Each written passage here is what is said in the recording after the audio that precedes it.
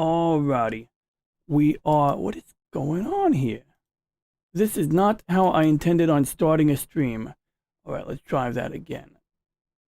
There it is. Alrighty, for anybody shuffling in and watching this stream already, I, as always, request that you subscribe. Please like and subscribe if you like what you see. Maybe subscribe anyway, regardless. But, I'm not going to tell you to like the video if you don't like it, that doesn't really make sense. So let's see if we can just shuffle that to the side. No, I always miss the chat. People leave messages and I see them like 10 minutes later. So it's my goal to not miss that today, but I suspect that is bound to happen regardless. Maybe if I resize the YouTube window, yeah, we could do that. And then I'm keeping an eye on OBS because when you record and stream simultaneously, you're more likely to overtax the video encoder. It just happens. So this does not look good. I'd say the stars just don't look as round as I'd like them to be. But they could be out of focus a bit, could just be a little haze. But anyway, we took a few frames, and I did that because I want to do plate solving, because we're looking at a target, but originally when I aimed at this target, which is the blue star Vega, I consider it a blue star. It's a pulsating variable double star. I didn't know that. I thought it was a single star. Anyway, I feel like this is false advertising. I see one star. Anyway, jokes aside, maybe there's like 2 stars. Anyway, that's Vega. So I aimed at Vega. The mount automatically pointed at the target, but this was actually at the bottom of my screen originally. It was like down here. So in order to center it, I had to manually, use the controllers here or here. Oh, cool! I got my first bot. This might be my first bot ever. Well, I'm gonna get rid of it now because I don't know who's gonna actually use this service, but I suspect it is a, the type of a service that, gets you into trouble or whatever. So we just say, there we go. We reported it for pornography, and then I guess I could remove the person, but is it better to remove the person or put them in timeout? I would think removing a person would be the way to go.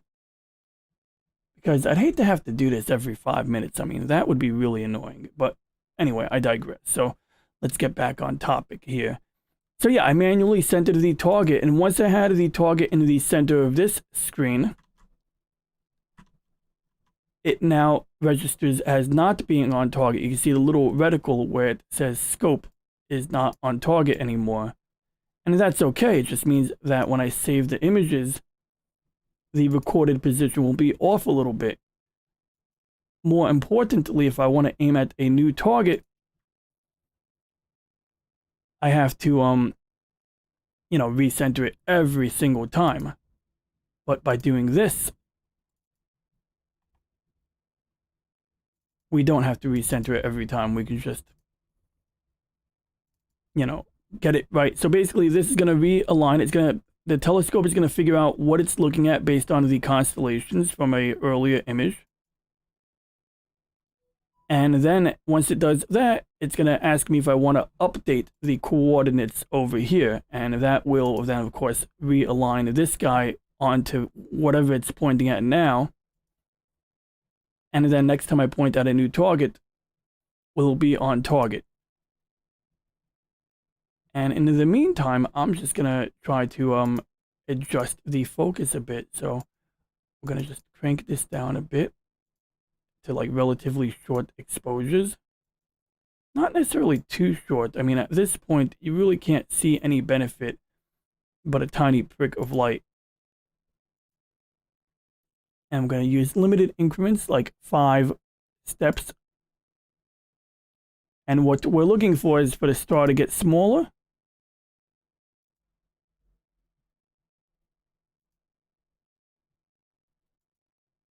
and it is getting smaller. So that means we're actually more in focus than we already were.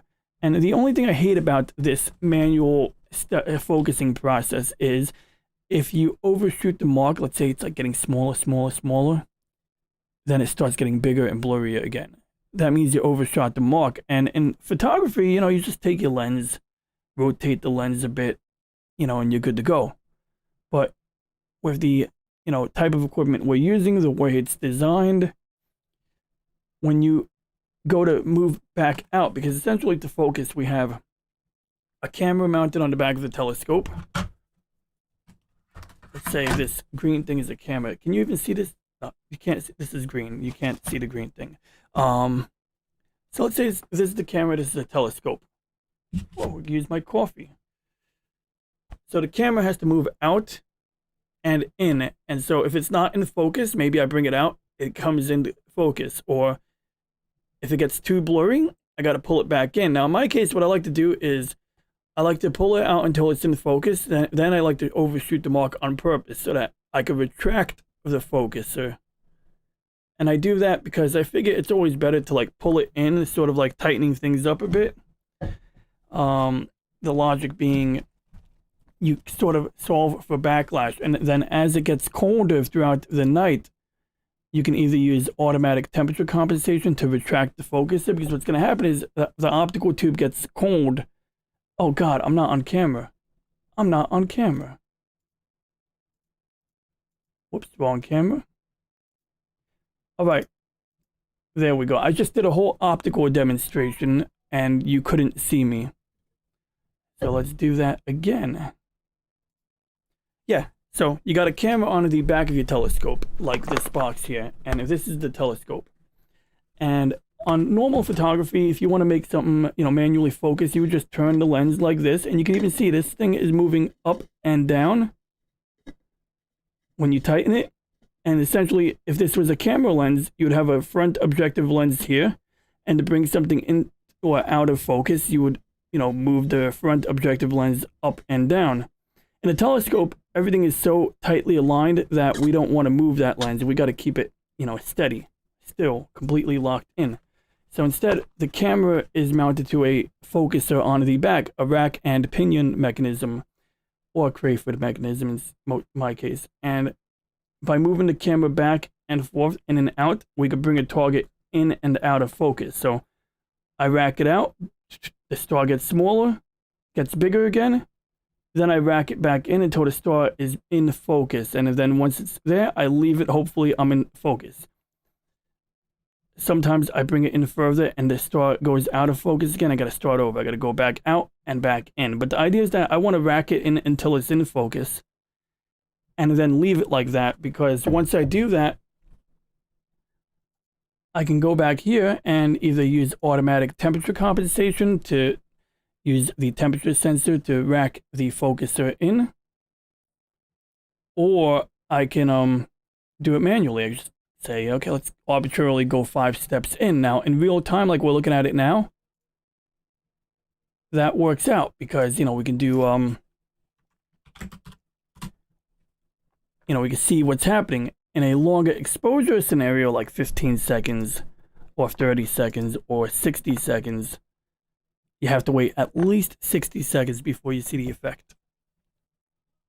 Usually 60 seconds, with the caveat being that whenever I change this setting here, I have to wait like double the time. So if I change this to like, you know, like right now, it's 60 seconds.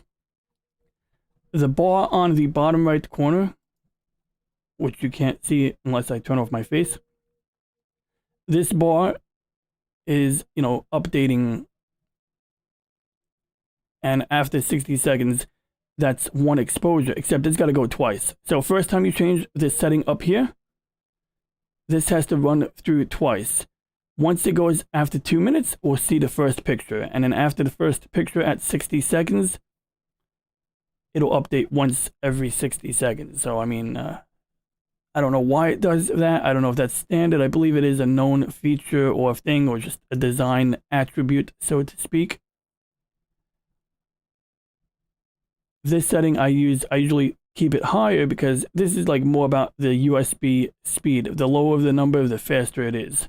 We don't need it to be fast when we're doing still imagery, or we don't need it to be terribly fast.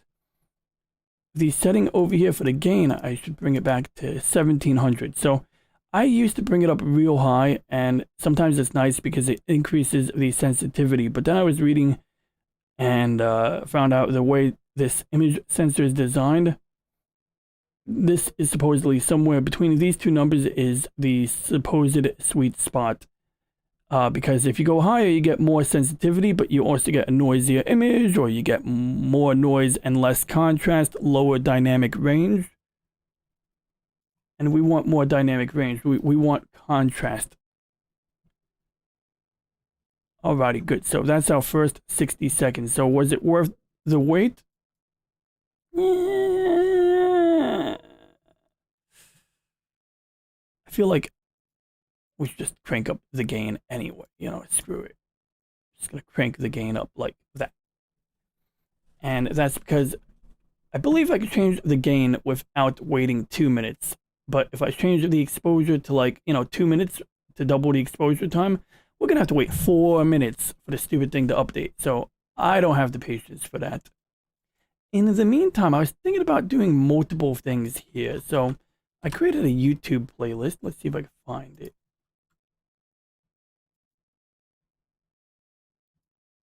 And that's why I did not list this video as science.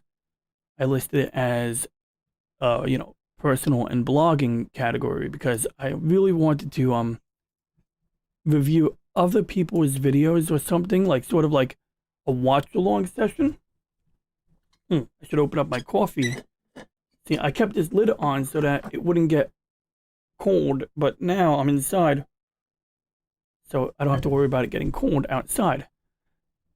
And so what I was really looking for was a video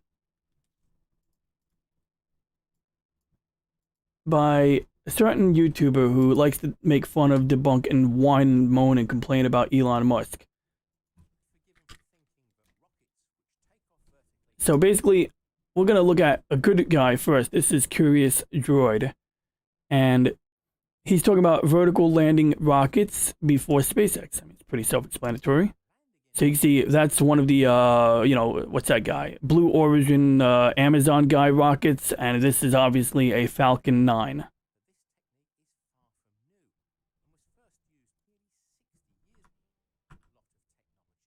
Yeah, this is a good guy. I recommend checking out his content. And it is, I gotta say, like, if this video on the whole was good coverage, what I really like about this, is pointing out these classic sci-fi tropes, these sci-fi book covers and artworks.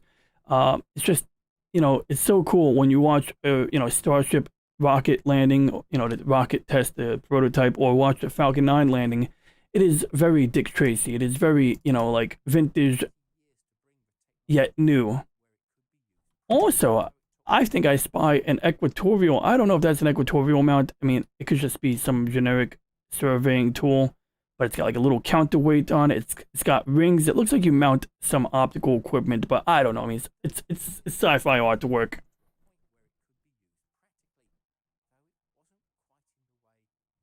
Then you got this guy here. Well, this here was like it literally flew for like, I think, like 17 seconds or some obscenely low time. He might even say.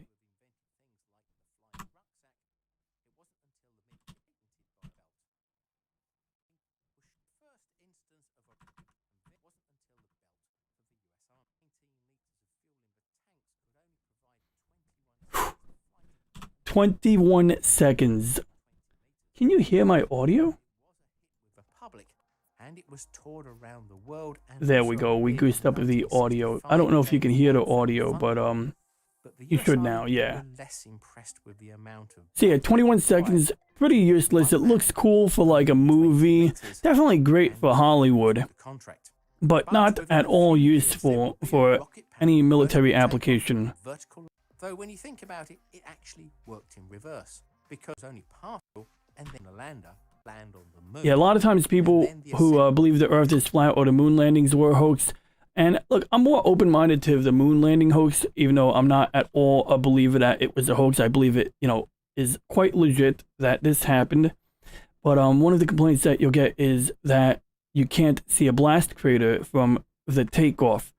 And well, I mean, that's a given because, I mean, this bottom part is mostly blocking the thrust. So you wouldn't really get a blast crater from takeoff. But landing, interestingly, what happens here is this vehicle actually is moving sideways when it cuts off the engine. So it's moving pretty slowly horizontally. And I turn off my face again. And it's running the engine to slow down its descent, but at a certain point, it turns off the engine and it's moving ever so slightly in a sideways direction by the time it touches down. And so you don't get a blast crater directly beneath the vehicle. But going off topic here, we do have, and I misspelled Apollo, a Apollo 16 blast crater. And, there's better pictures, but the reason you have any kind of blast crater beneath the Apollo 16 landing site when you're looking at it from a lunar reconnaissance orbiter, which is not my favorite picture, just not high res enough, is because in this situation, they were about to hit some rocks or some boulders, and basically they had to run that engine up until like the point of landing. They had to run it a little later than normal.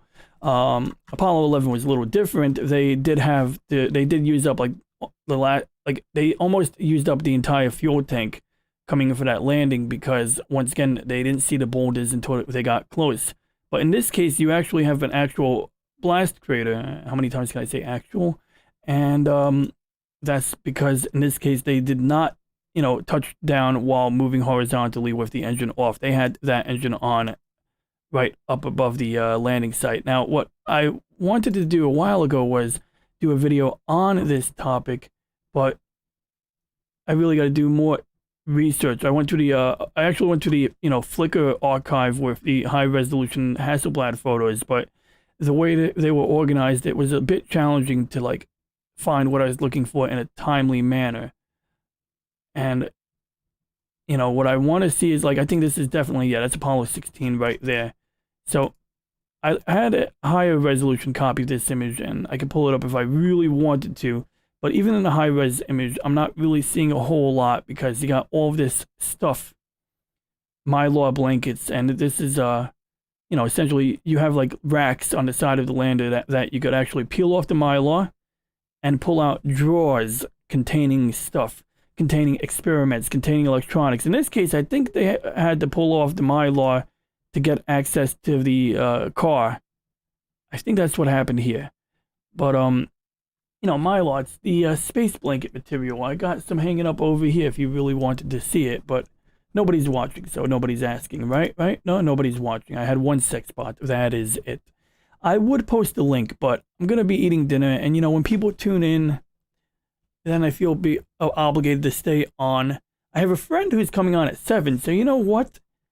I will post a link, and I will use my friend as an excuse to tune out when the time comes. So let's do two things. Let's open up Disco. Get off my screen, advertising, and then we are going to go to, what is that? We're going to check this out. Oh, Maron. So let's switch to a red filter, why don't we? But anyway, how did our plate solver go? Nothing?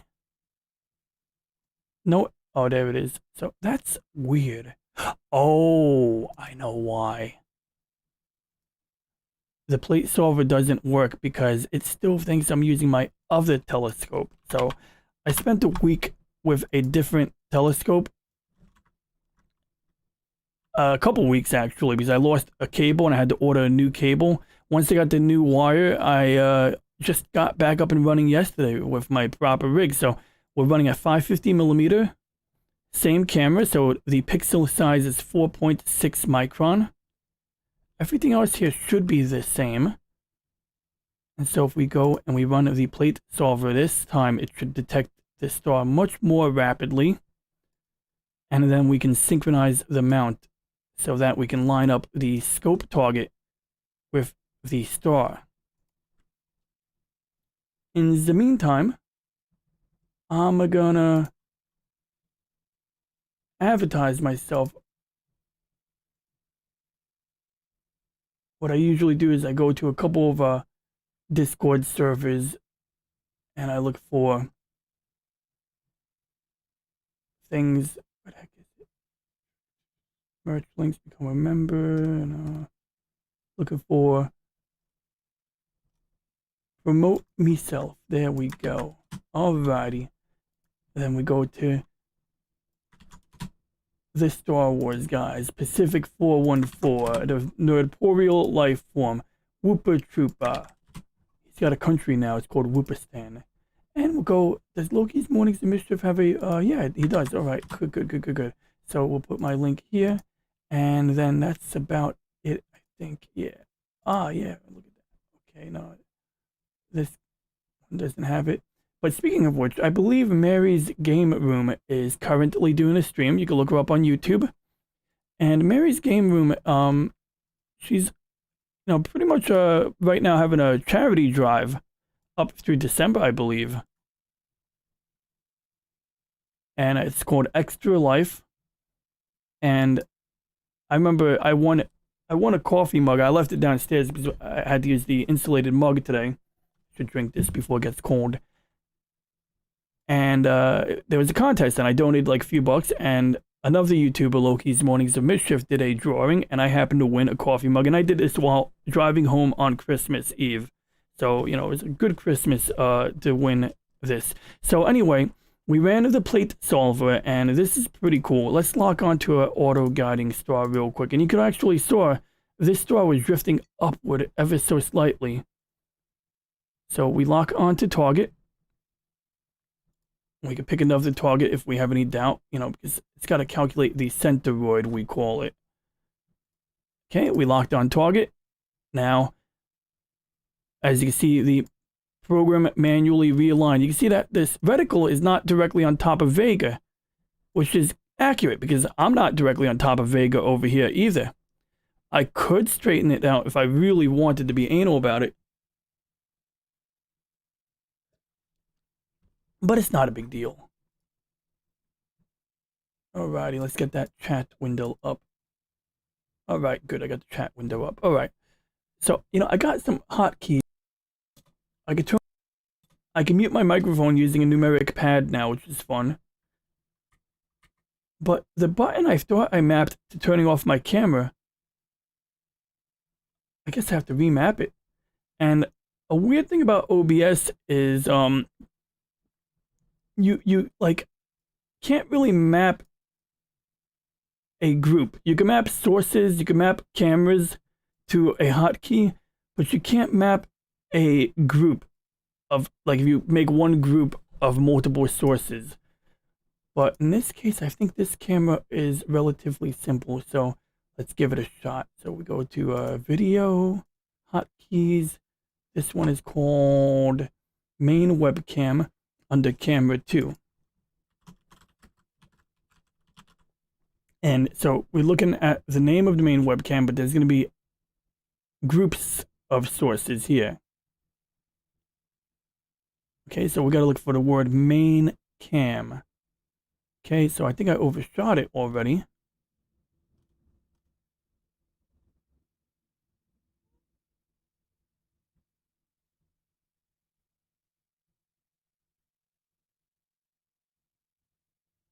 Oh, I see. It's listed under the scenes. So here it is, main webcam under this scene. Problem is I have multiple main webcams under that scene. So which one is it?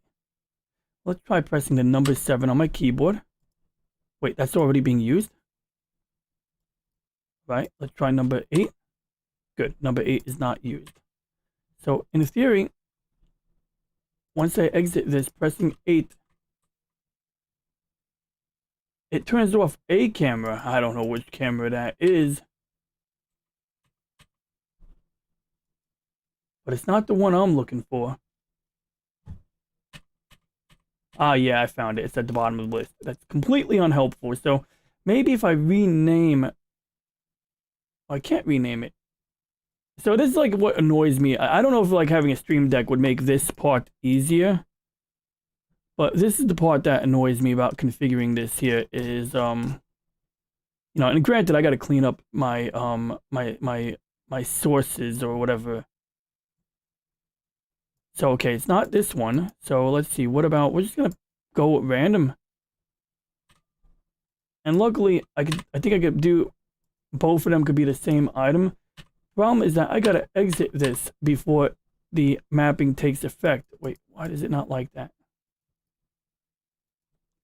8, but it's not already used. I'm letting it be. I don't give a shit. All right. In the meantime, did we take any pictures yet? No, we haven't.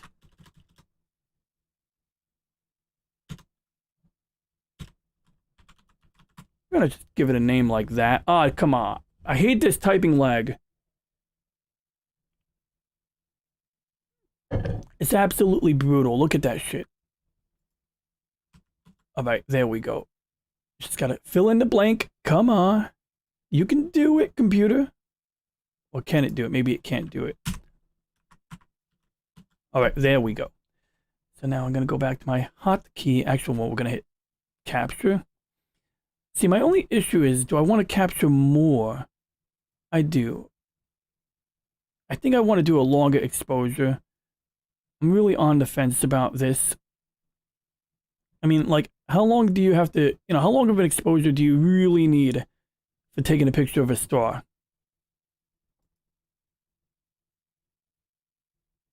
Well, you know what? We're going to do a couple of them with red, green, and blue. And then if I really want to obsess over this target, I can crank up the exposure time. But as it stands right now, Vega is going pretty low in the horizon. So we're not going to have it for like ever. You know, it's going to keep getting lower. And at some point, it's not going to be desirable. Now, this one would look great on my other telescope. My old telescope. Or if I had a Barlow lens. But, I'm not installing a Barlow lens. There's a pain in the ass. But we might do something like this. This might be a fun target tonight. North American Nebula. That might be my next target. Because it's still pretty close to up top. And it's not going to be there forever. And we have a chance of seeing something here. Now, in general, best pictures I've ever gotten of this was with infrared. Bar none. Infrared filter all the way. But generally speaking, people would actually just, you know, not, oh god, did I? Okay, never mind. One of the hotkeys, I mismapped the hotkey to start streaming, and I'm like, oh crap, did I just accidentally tell it to stop streaming? That would be a bummer. Alright, so now, we know number 8 appears to not have worked over there. So we're going to run down the list and look for another main webcam. It's like playing whack-a-mole, you know? I mean, there we go. And unfortunately, you can't hit the key and test it until you exit. So if I go through the list, yeah, there's another main webcam in the list, but it's not the one I want. So I got to go back here again. Go here. Scroll down. We're supposed to watch movies right now, yo. We're supposed to make fun of YouTubers, except the Curious Droid. He's cool. He's a cool YouTuber. I could put his video on in the meantime. Let's see. I should have his video up while I'm talking about space. Yeah, so only thing I don't think you could do is, so in Chrome, you can't like, there's a feature in Firefox actually, right? And it's cool. You can right click on a video and tell it to like make it into a little floaty window. So what we do is, oh, did they take it away? Oh, here it is, right here, this button. How cool is that? So I might have to sign into my account again. Oh, that sucks. I gotta, good. That was easy. It auto signed in. But how cool is that? I think it's a pretty cool feature. So now we got a little floaty window, and I think you can even right click on it and, or hit a button that makes it always on top. Then, yeah, it stays on top. So I just got to remember not to accidentally put it on the edge over here because I got an ultra wide monitor, but we can actually do that. And then I can go back to Firefox. And vertically requires a lot of technology to come together. You need to have enough thrust to take off, but then enough fuel left to descend back to Earth. You also need to be able to relight the engines In the meantime, to hypersonic speeds as the rocket falls back to the ground. whoops. You need to be able to gimbal or tilt the engines and the rocket's angle of descent without it tumbling out of control. You also need to be able to throttle down the engines to a small amount of thrust comparable to that which was required to launch the rocket with the same engines, and you need legs to land on and the mechanism with which to deploy It's them. not it. The image of rockets landing vertically on their tail fins has been popularized in science fiction since the early 1930s, though it took nearly 30 years to bring the technology to a point where it could be used practically, though it wasn't quite in the way you might have expected. The first instance of a rocket-powered vertical takeoff and vertical landing was shown in 1961 with the I'm Bell willing to rocket gamble belt. it's probably... Although the first rocket pack had been developed and patented by Oh, yeah, a Russian, that's it. Alexander Andreev in 1919, So apparently various people you could since do have groups claimed in to have invented OBS. things like the flying So rucksack. this should turn off the It wasn't entire until the mid-1950s group that or Bell subfolder. Aerosystems started work on There the we Bell go. rocket See? belt for the US I Army. just want to hit a The button on rocket my belt used a thing so I hydrogen could turn myself peroxide on and engine, off. but the 19 litres Just of like a fuel in the Tuesday night. tanks could only provide 21 seconds of flight and travel. Though when you think about it, So yeah, it actually lunar worked in lander reverse takes off. because it dropped from orbit to land And on the moon, and then the ascent no, module, we which was don't. only I part already of the told lunar Windows to lander, postpone the took off update. to I did. return I'm going to do it the again, but I crew told back it the to command postpone. module and then Which computer am I to on? Earth. Oh, There was this also an computer. advantage to landing on I'll the moon do it because tomorrow. It only has 1/6 I can always the run it gravity manually if I of that want. on the Earth. Fighting gravity is the So only biggest issue of issue for Firefox's any rocket pop-out feature on is... the moon.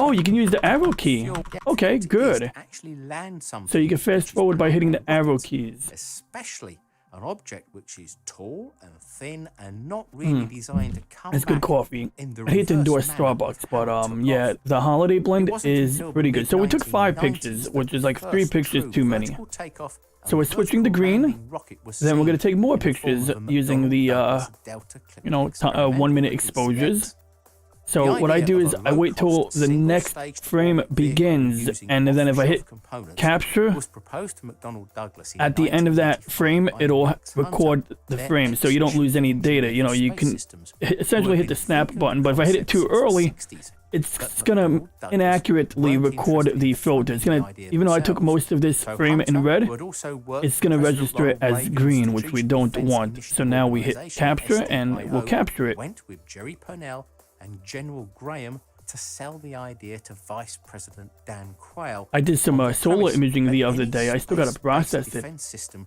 would need a delivery system that would be far cheaper, more reliable, and with much faster Oh yeah, so turnaround times back to than plate space solving. We're shuttle. a little ADD With mode the here. approval of a project and it What coming happens in under plate the solving SDIO is you banner, click, away from the you know, we bureaucracy already of did the NASA and the Air realignment, Force, so it updated allowed the a small incorrect team of around coordinates 100 to the people correct at McDonnell coordinates, Douglas which we to have now. build a 1/3 scale We click prototype in just browse 21 solved months image, for a and it's going to cost show of us the just picture I already $60 took. million starting in 1991. The design would take off like a normal rocket and then land back again. Okay, in this is the what I same wanted to talk about. So I'm going to put that video on the side, and we're going to talk about that rocket in a minute. Okay. So yeah, basically it just draws a grid, because obviously if it was able to update my coordinates and give me correct coordinates, it's also able to represent the accurate position on a grid. Hey, what's up, Nerdporeal life form? There might be life up there, maybe microbial. I asked this question to a guy at work who makes up tall tales. He's a liar, but he's a liar now. He makes up stuff, but he says he's like a doctor and all of this crazy stuff.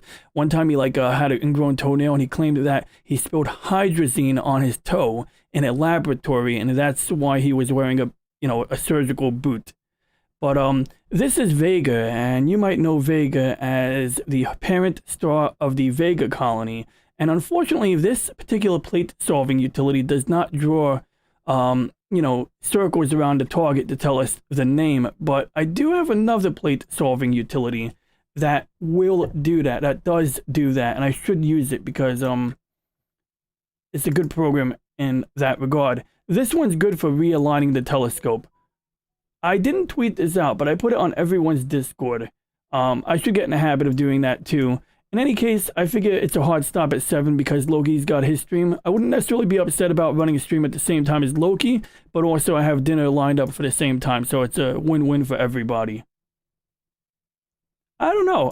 Who should I tag? I mean, I don't mind if I tag people, you know, if I should, because I'm probably going to do another stream later tonight if I don't go out. So, I mean, I should get in the habit of using Twitter now that it's not under fascist, you know, it's not under, you know, the old regime as we remember. Now we have a new thing, right? We got EDS, we got Elon derangement syndrome. At least I coin it that way because, I mean, it is. It's like people are losing their crap. It's just completely and utterly losing their crap over Elon running Twitter. And it's like a repeat of 2016, basically, you know? So now my challenge is, do I switch to a blue filter so soon? I say yeah. Look, we didn't get a lot of data. See, the color green over here, there's not a lot of green in space. The only time you see green in space is when it's mixed with other colors. So we're going to go and... I think we're going to cycle to blue ahead of time and just nix this exposure. But yeah, Mr. Brian, Notorial Lifeform, I appreciate it. You know, you don't have to do that, but I do appreciate it. And, you know, anything that draws people to watch, anything that draws interested parties is always, you know, a good thing when it comes to this. So I'm thinking about switching to North American Nebula. Definitely by the time I start dinner, I'll have the telescope aiming at this target. Right now, it looks like the temperature has not dropped yet. And one thing I love about the winter is that as it gets really cold outside, there comes a point where your optical tube doesn't get any colder. Because, you know, in the summertime, you go from, like, say, a 80-degree daytime to, like, 70 or 68 degrees at night. The telescope literally shrinks. The tube shrinks a little bit, and you have to refocus on your target. In the dead of winter, when it's, like, already ungodly cold, like, 20 degrees, it's like doesn't seem to make a difference if it gets like 20 degrees or 15 degrees. It's already obscenely cold, you know? But yeah, if I do another stream tonight, I will take advantage of Twitter myself because I should do that, you know? Yeah, I hope a cloud didn't just come up. I hope this is just light pollution. It's probably light pollution. You know, I have a moon and sky glow filter installed. I have, you know, these fancy filters installed by Beta Planetarium. Oh, there we go. Okay, so I think the green was washed out. I don't know, we're gonna hit record now. And where's my plate solver? I wanted to show off a plate solver.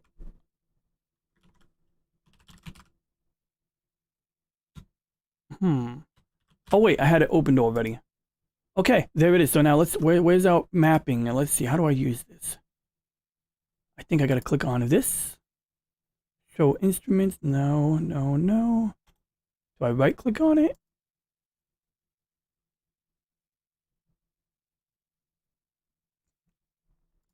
Okay, those are just options. So we don't want, oh wait, I do have to set up the options, don't I? Because I gotta tell it what camera I'm using. So we're using a CMOS imager. I guess this picture is taken in green, so it already knows that.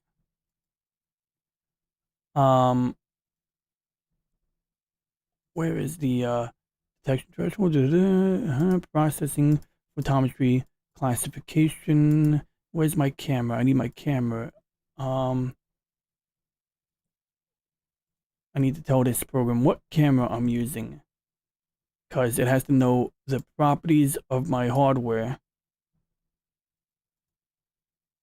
You know, has to know the lens or the focal length of the telescope. I mean, like I said, this one, here we are, instruments. So my telescope is, whoa, what the heck? That's like totally wrong. What is this thing doing? Maybe this is only for directly interfacing? Yeah, I guess so. But where's my, yeah, no, I don't know what this is all about here. Okay, that's the right camera. Okay, so that's good, but maybe I should mess with, oh, wait, here we are. Detect. Okay, no image selected. I gotta select the image. That's fine. Okay, but I still don't think it's gonna be correct unless I tell it what equipment I'm using, because I have not updated that.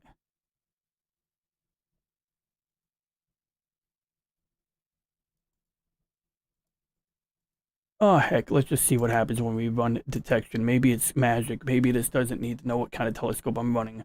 So, okay, that's something, but I don't think it looks right because, I mean, there's just too much going on over here. And it's not labeling anything correctly, so I don't know what the heck happened here, but I'm going to have to, yeah, definitely want to try different settings. All right, minimum detection area. What the heck? I know I'm missing something here. Maybe I gotta add a new profile? New. Let's just call it new. Yeah, no, that's no bueno. No bueno. Whatever. I'll worry about that later. Okay, that's progress. Yeah. This is different catalogs. Okay, so we already have the catalog configured. Whatever. This thing is a joke. We'll worry about this later. Who is calling me? Oh, is this my dinner? I'm gonna take a phone call. One moment, please.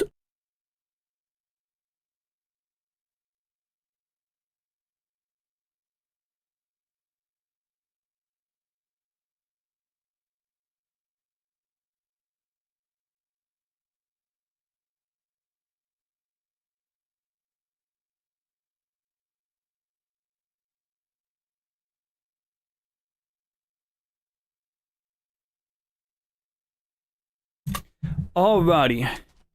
So now, where was I?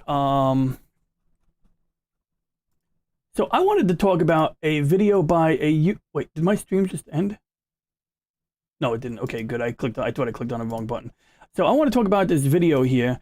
And basically, there's a guy named Thunderfoot, and he did some good YouTube videos about this, gamer lady, the lady who talks about tropes in video games. But he did some really crap videos about Elon Musk because he was like one of the originators, well, not originators, but he was into Elon derangement syndrome before it was popular. And look, there's some good criticisms about Hyperloop and all of that crap, but even with that, I think he's got another idea in mind, Elon, but basically this guy's wanting that, not this guy, but Thunderfoot did a video where he used this video to talk about the prototype was never designed to a prototype rocket that could land on its tail. And the way Thunderfoot did it was he was snarky. He was like, "Oh, the rocket could land and it could fly sideways." And it was, showing the video of this. This is called the DCX or Delta Clipper. The DCX, I believe, was a Lockheed Martin prototype rocket done in '95. 3 test flights until funding ran out as a result of the SDI program coming to an end. NASA provides. So it was a cool design. The problem with the DC. Oh yeah, so the two problems was the last mission they were low on funding.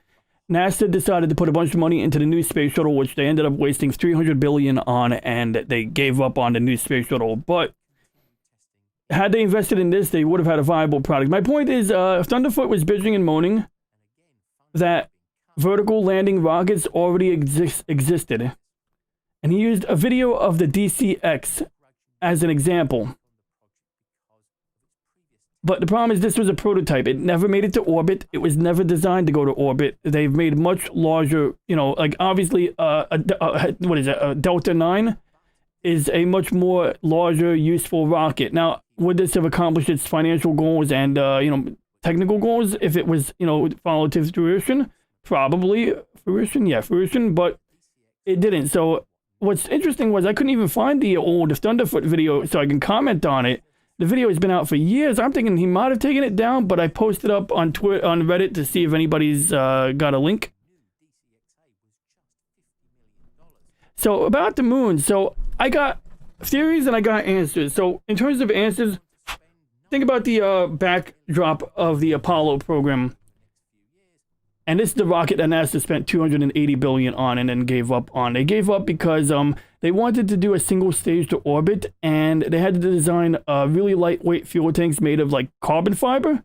That didn't work, and in practice, it just doesn't really make sense to make a single stage to orbit. But that's another topic. About the moon. So think about the backdrop. Okay, so you got like what, Nixon coming out, you know, and then you got Jimmy Carter. Was it Gerald Ford and Jimmy Carter? The economy was going into an era of stagflation. We just came out of Vietnam. We're trying to have our cake and eat it too. You know, we're spending money on this military stuff, military industrial complex or whatever you want to call it, you know, but just doing the whole Vietnam thing, you know. And then you have this expensive, you know, moon rocket program. Of course, people will say shit like, oh, well, you know, we should spend the money back down here on Earth. And I get it. I get it, but if you really, like, you know, think about that to its logical conclusion, it's actually kind of dumb. Like, it's understandable on the surface. It is. Okay, you know, I understand where people are coming from, but in practice, you know, we do get something out of this space thing. So anyway, we're going to find a new target. My point is, well, one of the points is, it, you know, was really hard to sell it to the taxpayer at that point. Like, they weren't seeing much benefit. They weren't seeing tangible benefits as a result of a mission. At this point, it just looked like men playing in space, men playing in zero gravity. And it was much cheaper to do things in low Earth orbit, even higher orbit, you know? And we did, like, Apollo 18 or 19, which was renamed to Apollo Soyuz, was a mission where we used an Apollo, you know, vehicle and a Russian Soyuz vehicle and a docking adapter, and, you know, docked the two craft together, you know, in the name of peace and, you know, cooperation and stuff. But I think it was expense benefit. You know, what are we getting out of the moon? It's like, sure, we invented a bunch of things that gave us windfall benefit, or, you know, like benefits to like industry that led to portable TVs. And I mean, even like the idea of microcircuits, integrated circuits, microchips. IBM didn't take the technology seriously. Not that we should be following lead from IBM, but they are, you know, for better or worse at the time, an industry leader. And it was when NASA was willing to use it in the rocket and, you know, rely upon integrated circuits that, you know, IBM had to rethink their strategy, give, you know, credence to the technology. But, you know, in terms of the cost, it was hard to justify. Theories abound. Some people think that, you know, there was a number of private ventures that wanted to go to, you know, like the moon again.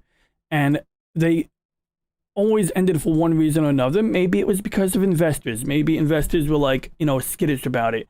But some people think that maybe there was something else to it. Maybe there was something known, something they saw, you know. I don't know if that's true, but, you know, like the idea being that maybe the government knew, or military sector, whatever, there was some knowledge about something like ruins, alien ruins. Or even another speculation was maybe, you know, aliens interacted with us and basically said in no uncertain terms, do not go forth, basically saying like, you know, stay in your bubble, stay in your corner, stay in your lane. I mean, these are way out there. Now, interestingly, you might have seen the Artemis launch yesterday. Have you seen that? I could pull up a video of that. The Artemis launch was basically the SLS, the Shuttle Launch System. And this is basically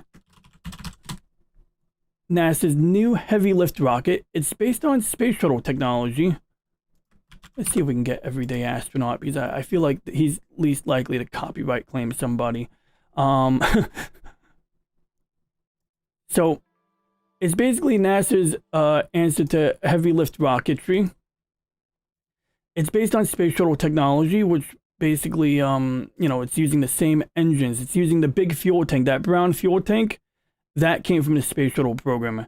It's got a resemblance to, you know, the Apollo setup here. You got like a, you know, a service module made by the European Space Agency, actually, the European Space Service Module. You got the capsule. I believe that might be the, well, this is like a dummy capsule, I think, but they got obviously technology based on the Boeing, what is it, Boeing Starliner. I mean, that is like space shuttle lineage right there. And they did it for two reasons. One, because, okay, the technology already existed. Even the engines on the bottom, you can see here, are I forget, like RS-29 engines. I'm bad with names here, but you got the rocket boosters, the solid rocket boosters. Those are totally space shuttle, lineage right there. Basically, they made the rocket boosters a little longer, but same technology. So they didn't have to reinvent the rocket boosters. So that was cool. So we're going back to the moon, supposedly. And NASA has the technology. They're ahead, actually, even though this rocket is way over budget and way behind. It's still, being, launched ahead of, Elon's heavy lift rocket, the Starship. And so this gives us a lot of hope. Also, had this rocket failed yesterday, had this rocket blown up, it would have caused a funding cut. The money that NASA was going to give to, SpaceX would not have been given to SpaceX to do their lunar lander, and that would have made it less likely that Elon would have continued down that path. But yeah, this video is the Everyday Astronaut. He's a pretty good YouTuber. Oh shit, Loki's... Oh, 10 minutes, okay. So anyway, nice guy, science communicator, works for NASA. I recommend checking out his content if you're into any space stuff. But in this case, we're going to watch his launch vehicle. So, pretty self-explanatory. But this is, this is the test mission. But we're only 2 missions away from, I think, landing on the moon. And I think it's going to be, this is Artemis 1. Artemis 3. Artemis 3 is the one where we are going to land on the south pole of the moon. So with some luck, this is going to happen. And the other factor, in short, to answer the question, why haven't we landed on the moon? Is it because it was too risky or too expensive? Well, also, what about motivation? I mean, nobody else was going to the moon, but now we got China making some moves on the moon. And I think this maybe will, this is serving to give us some competitive pressure. And the recent landing on the dark side of the moon is gonna further motivate, American space efforts. Like, if we get cold feet, if we were gonna get cold feet, that recent accomplishment of the Chinese is hopefully gonna keep the pressure on to keep us going. You're looking at 8.8 million pounds of maximum thrust. Quiet here. I feel like this guy might go over the top with his happy-go-lucky-isms, but that's okay, he's entitled to be happy. I mean, hell, man waited how many hours? 8 hours. And, granted he got there early, but it's like, even after waiting so many hours, like, let's say 5 hours, 6 hours, I think, it was about like 5 hours, there was additional delays. There were additional delays, and they had to do maintenance, they had to fix something, they had a leaky pipe. The next major milestone will be for the solid rocket. But yeah, to sum it up, that's why I don't know the actual answer, but why I think we haven't gone back to the moon is mostly a function of expense and a lack of motivation. There wasn't, any, visibly clear military objective there, and nothing that you could sell to the people, at least, You had this Jimmy Carter era of stagflation, and I'm not blaming anyone, just saying this is just the economic conditions of the time were what they were. And, coming out of the Vietnam War, if we want to get into monetary economics a little bit, we could talk about the Nixon shock, as it's called, when essentially the price of gold was coupled to, the dollar to some extent. Anybody who wanted to buy bonds, treasury bonds, for example. How did I do that? Okay. Yeah, anybody who wanted to buy treasury bonds or anything like that would have to, so okay, basically back in the day, okay, so let's talk about monetary economics a little bit. So how did it work? Well, back in the 1930s, or back in the 1920s and earlier, you would buy, you would have a $20 bill, and a $20 bill would be synonymous with 1 ounce of gold, which is currently, what, like $2,000, $1,800, $1,700, $1,900, $1,900. It's varying, but about $1,800. Okay, so $20, 1 ounce of gold. Now, before 1970. Now, notice the chart doesn't go back before 1970, and there's a few reasons for that, but we're going to try. So yeah, this one literally starts at 1970. Like, this is really annoying when you're trying to get historical data. But yeah, I actually am trying to tie the gold price to why we haven't gone back to the moon. And so, you know, this is actually, I'm sure this tells an interesting story, but back at this point, we were still on the gold standard. Then you had the, you know, leveraged stock buying of the 20s, the roaring 20s. Things were pretty stable right here overall. And then Great Depression happened. And two things happened there. So one, no longer is a $20 bill and 1 ounce of gold identical. Back then, like literally a $20 bill would buy you 2 good suits. You know, like nice fancy suits, or some, you know, a suit you would wear to an occasion. And 1 ounce of gold, if you used it in place of a $20 bill, would buy you the same thing. If you converted that gold into cash, $20 value at the time, it was like interchangeable, you'd get the same amount of goods, whether it be bread or, you know, fancy attire. Then, a couple of things happened. We get the bank holiday. And during this bank holiday, one of the main outcomes, it wasn't just a matter of seeing what banks were solvent, but, you know, about readjusting the currency. So people's savings that was in the bank at the time, anyone who had savings in the bank, prior to the bank holiday, their $20 bills would be convertible to 1 ounce of gold, you know? After the bank holiday, the value is adjusted to something like $33. Now, you could still, you know, in theory, they could still take their $20 bill and buy gold, but they would either get less gold for that same $20 bill, or they'd have to spend an additional,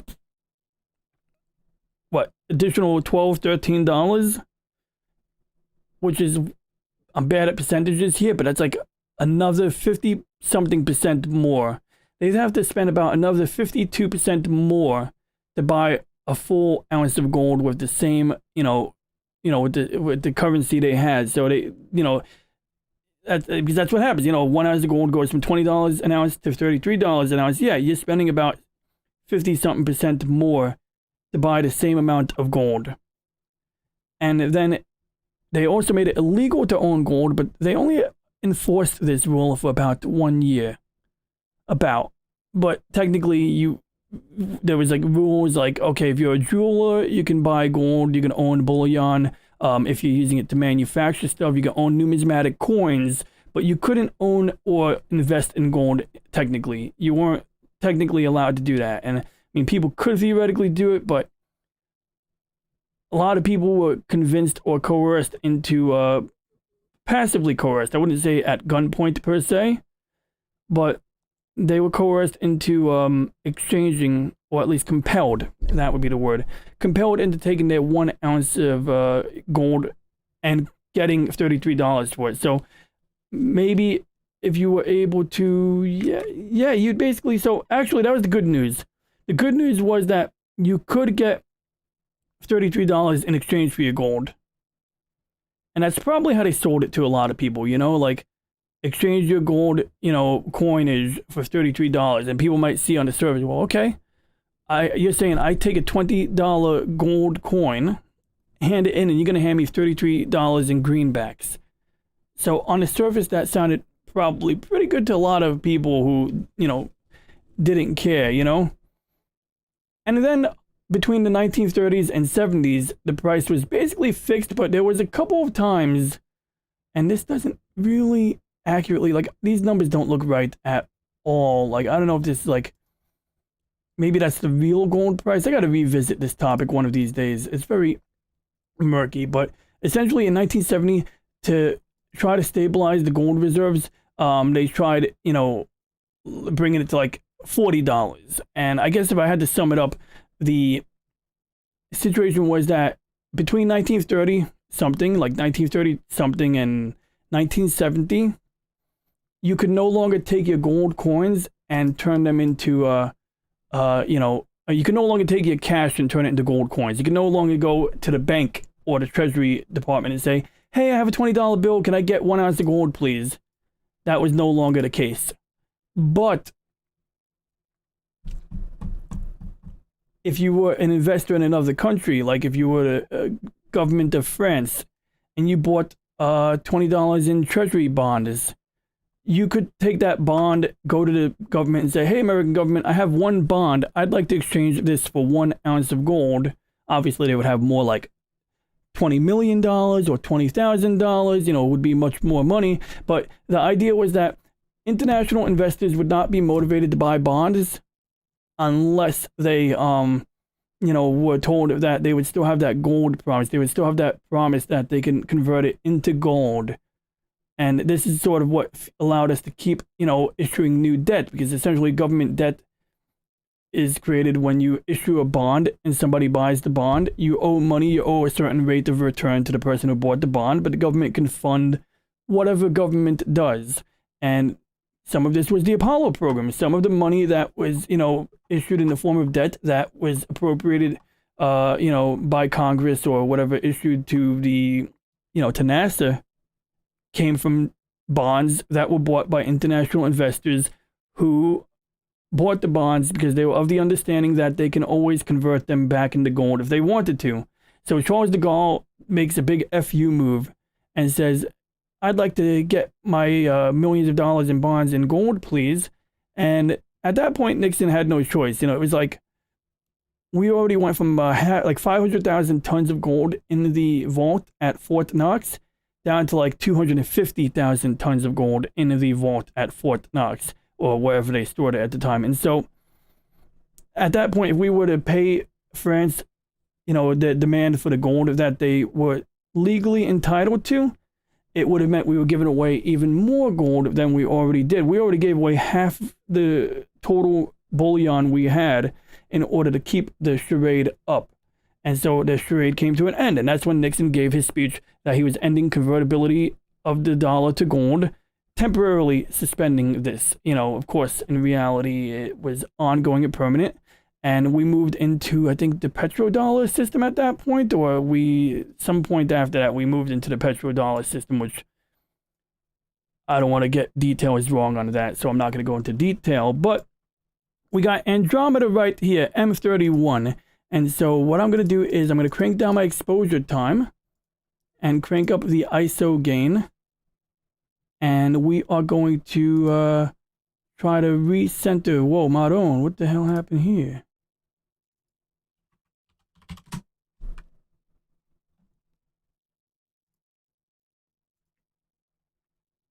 But, I know it sounds like I went down some crazy-ass rabbit hole right now, part of my language. But I think some people are genuinely of the opinion that, I'm not going to say for sure, I know for sure, but I think economics are a big factor. I'm trying to sum it up in a brief, but yeah, economics. I think economics played a big role. And I think we did lose a bit of an appetite for risk over the years, but at the time we still had some appetite for risk. I mean, look, we had Challenger blow up, and we still continued the space shuttle after that with major changes, and this does make things more challenging. Every time you make new safety rules, you do make things a bit more challenging. That is definitely a factor, no doubt about it.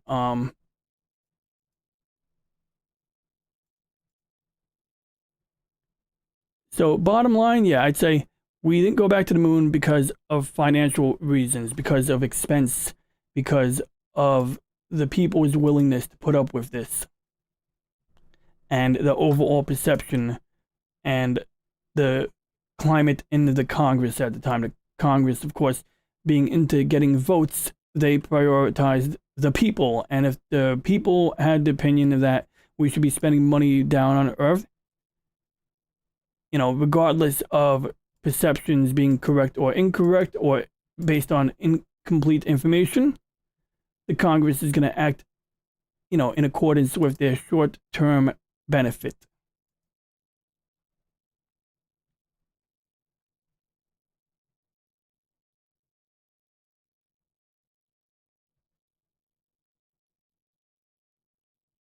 there's so much we could have done and should have done.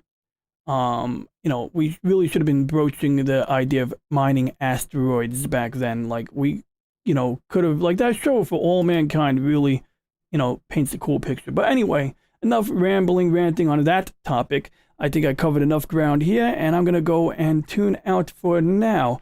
I thank anyone who tunes into the recording of this. Thank you for watching. If you have any questions, comments, or ideas, please leave a comment. And please like and subscribe. I want to thank the Nerdporeal Lifeform for tuning in, and I do recommend you check out his channel. He was in the chat, and maybe I will post a link in the chat before I tune out. You know what? Let's do that. Why don't we? Actually, you know what? I'm not going to do that, only because I just went into monetary economics, and I don't want to inadvertently associate his channel with my, my rantings on monetary economics. I think that it's a bit off topic from the sci-fi theme that is covered on his channel, and if I was exclusively doing space and sci-fi here, I would have definitely, but yeah, check out his channel, though. I will put a link in my next stream when I don't talk about monetary economics. All right, and with that, I thank you for watching. We shall now end transmission.